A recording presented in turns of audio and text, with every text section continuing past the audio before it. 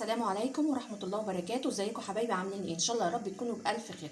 النهارده زي ما انتم شايفين هعمل الناجتس الكداب او ناجتس الخضار بطريقة بسيطة جدا. كل اللي هياكلها منك هيحس ان هو بياكل بانيه او ناجتس الشركات.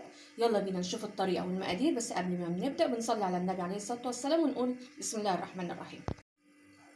المقادير بتاعتنا طبعا بطاطس مهروسه، دي بطاطسايتين كبار مهروسين زي ما انتم شايفين ومهروسين. هنحط عليهم ايه عشان تدينا الطعم بتاعنا طعم البانيه؟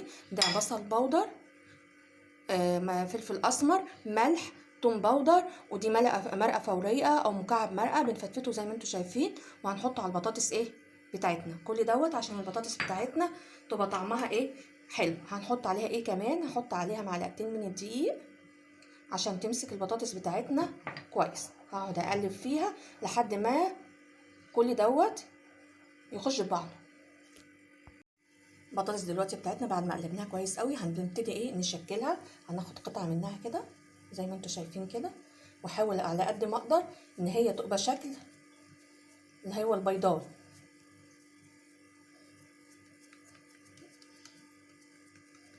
زي ما انتم شايفين ايه كده اهو.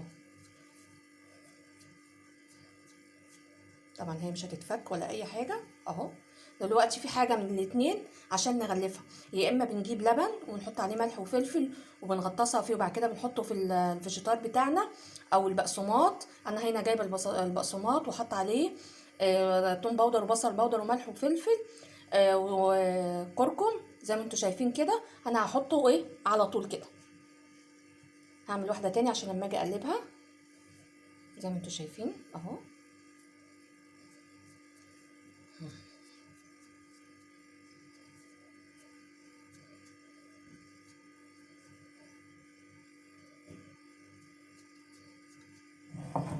وده الفيجيتار بتاعنا بصوا اهو كده اهو، مش هيفك منكم ولا اي حاجه. ما نيجي نحمرها هنعمل الناحيه التانية من غير بيض ومن غير لبن ومن غير اي حاجه زي ما انتم شايفين كده اهو.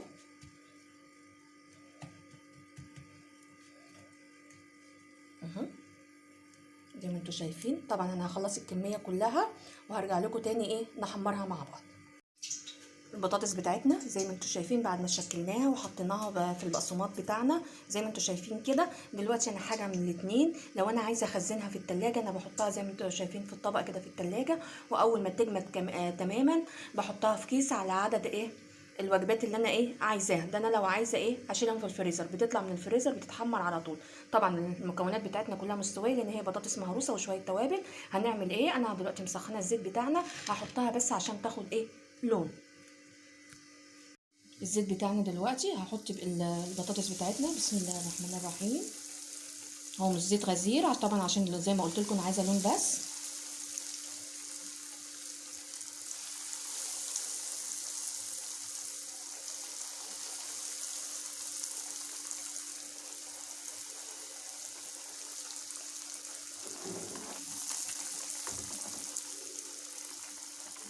طبعا البطاطس بتاعتنا هتاخد لون من فوق ومن تحت اللون الذهبي، وهطلعها تتصفى على ايه على مناديل مطبخ.